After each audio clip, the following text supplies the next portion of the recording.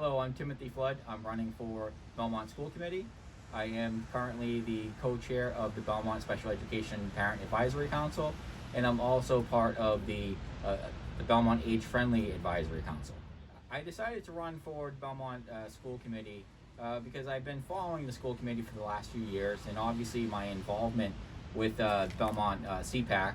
I've seen the ups and downs of the experiences for the students and the families in the town of Belmont, and I'm hoping I can bring a new perspective to the committee and hopefully give a little more guidance moving forward.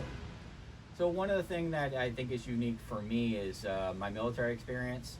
I lean on that a bit because one of the things that I believe the students and the families feel that is missing is some decision making. One of the things that I've always thought was important is to always make a decision. Even if it's not necessarily the perfect decision, you make a decision. Whether right or wrong, make a decision to move forward.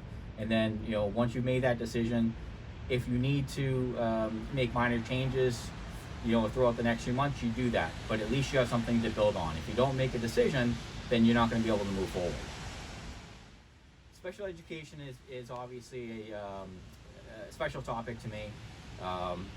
It's something that the school committee consistently has overlooked through the years, and it's something that it definitely needs to be brought into every conversation.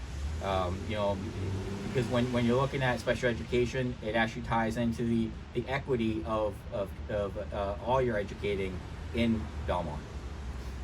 So the override, it's going to be tough for everyone. My personal opinion is that I think we can move forward without an approval of the override. And that's going to be a controversial statement, and I understand that. But I think Belmont has gotten to a point where they're used to be able to spend what they choose to spend without really planning and thinking too much about it.